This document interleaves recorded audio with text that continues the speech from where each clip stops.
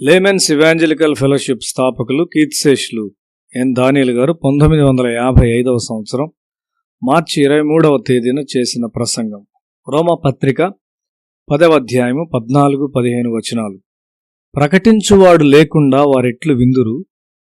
ప్రకటించువారు పంపబడని ఎడల ఎట్లు ప్రకటించుదురు? ఇందు విషయమై ఉత్తమమైన వాటిని గూర్చిన సువార్త ప్రకటించువారి పాదములెంతో సుందరమైనవి అని వ్రాయబడి ఉన్నది. సువార్తను ప్రకటించువారి పాదములెంతో సుందరమైనవి. మనుషుని హృదయపు లోతుల్లో సమాధానము కొరకైన ఆకలి ఉన్నది. మనము పరలోకము కొరకే గాని భూమి కొరకు చేయబడలేదు. లోతైన దేవుని సమాధానము మనిషి కలిగి ఉన్నప్పుడే అతడు ఆత్మీయమైన మానసికమైన విషయాల్లో సంతోషముగా ఉండి అభివృద్ధిని చూస్తాడు. ఆత్మీయమైన మరియు మానసికమైన శక్తులను తగ్గించివేయు విరుద్ధమైన కోరికలుండుట వలన మానవుడు సంతోషముగా లేడు.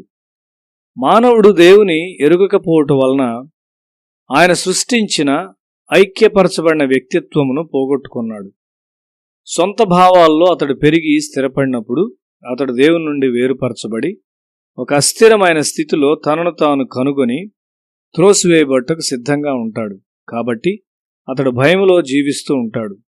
సమాధాన సువార్తను ప్రకటించువారి పాదములు ఎంతో సుందరమైనవి. ఒక విభజింపబడిన అంతరంగ వ్యక్తిత్వమును విరుద్ధమైన లక్షణములను పారద్రోయి ఒక సమాధానపరచు శక్తిని గూర్చిన వార్త ఒక గొప్ప వరము. యాకోబు పత్రిక 4వ అధ్యాయం 1వ వచనము, మీలో యుద్ధములను పోరాటములను దేని నుండి కలుగుచున్నవి? మీ అవయవముల్లో పోరాడు మీ భోగేచ్ఛల నుండియే గదా. మానవ వ్యక్తిత్వములో పోరాటమున్నది. నీ యవన కాలంలో నీ అంతరంగ కోరికలను దేవుని బలమైన చిత్తముతో సమాధానపరచుకొనలేకపోయినప్పుడు నీవింకా ఎక్కువైన సంక్షోభములకు కారణమైన వాటిని వెతుకుచు నీ వ్యక్తిత్వములో ఇంకా ఎక్కువ చీలికలను తయారు చేసుకుంటావు. అయితే నీ కొరకు శుభవార్త ఉన్నది. లోబడుట ద్వారా జయించిన వారు మాత్రమే ఈ శుభవార్తను తీసుకుని వెళ్ళగలరు. నీ అంతరంగ స్వీయమును సమస్త జ్ఞానమునకు మించిన సమాధానములోనికి నీవు తీసుకుని వచ్చావా? యేసును శిలువ మీద విరగ్గొట్టింది ఏదో నీకు తెలియనా? అది మనలో ఉన్న సంక్షోభమే. ఒకడు మనకు బదులుగా బాధపడి ఉన్నప్పుడు నీవింకా ఎందుకు గాయముతో నుండి బాధపడాలి? నీవు స్వస్థత నొంది ఈ శుభవార్తను నీ పట్టణమునకు తీసుకుని వెళ్ళాలి. యేసు ఆహ్వానములో అంతిమముగా గుర్తుంచుకొనదగినది ఒకటి ఉన్నది. సంక్షోభములో ఉన్నవారలారా, నా యొద్దకు రండి, నేను మీకు విశ్రాంతినిస్తాను. ఈ శాంతిని పొందుటకు శ్రేష్టమైన సమయము ఒక విద్యార్థిగా ఉన్న నీ యవన కాలము మరియు నీ ఒంటరిగా ఉన్నప్పుడే ఆ స్వస్థతను వారి జీవితాల్లో చూచిన వారై సంతోషకరమైన శుభవర్తమానమును తీసుకుని వెళ్ళు వారి పాదములు ఎంతో సుందరములైనవి.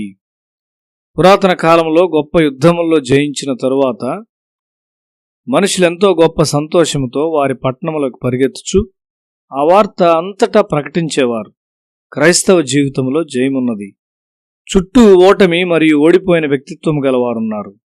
ఈ శుభవార్తను మనం తీసుకుని వెళ్ళువారమైతే అది ఎలాంటి గొప్ప దీవెనను ఆనందాన్ని ఇతరులకు తెచ్చును.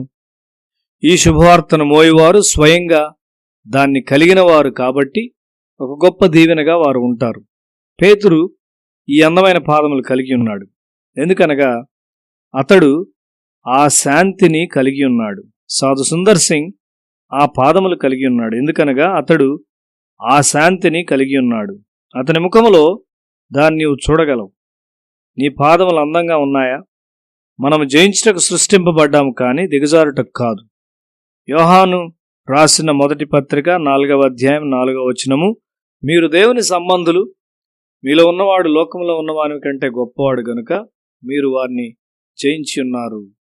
మీలో ఉన్నవాడు లోకంలో ఉన్నవాని కంటే గొప్పవాడు. అది ఎంత అద్భుతమైన విషయం! నీవు దాన్ని గూర్చి గ్రహింపు కలిగి ఉన్నావా? యుద్ధమంతా చేసి జయించిన వాడు, సర్వాధికారము నాకు ఇవ్వబడింది అని ప్రకటించిన వాడు నీలో ఉన్నాడు. నీ రక్షకుడు అందరికంటే గొప్పవాడు. ప్రజలు వారిలో వారు బాధపడుచున్నారు. వారిలో వారు ముక్కలుగా విరగ్గొట్టబడినారు. అటువంటి వారికి సమాధానమును గూర్చి తెలియచేయువానిగా ఉండుట మరియు వారిలో ఉన్న సంక్షోభమును అంతము చేయుట ఎంత అందమైన విషయము! అక్కడ విజయం ఉన్నది. నేను నరకమునకు వెళ్ళినట్లు క్రిందకు నెట్టు విరుద్ధమైన శక్తుల మీద యేసు నాకు జయమునిచ్చాడు. ప్రజలు వారిలో కోరికలు కలిగి ఉన్నారు. శరీర సంబంధమైన కోరికలు పరిశుద్ధమైన కోరికలతో వైరుధ్యంతో ఉన్నవి. దేవుని అగ్ని ద్వారా శరీరాశలు దహించి వేయబడి పరిశుద్ధమైన విషయాల కొరకైన కోరికలు కలిగి ఉండునట్లు చేయబడును. ఎందుకనగా యేసు మరణము ద్వారా శక్తి విడుదల చేయబడింది. నీవు ఎలాంటి రక్షకుని కలిగి ఉన్నావు? అంతరంగ సంక్షోభం అణిచివేసి నీ యవన దినముల్లోనే సమాధానమునిచ్చు రక్షకుడు ఆయన.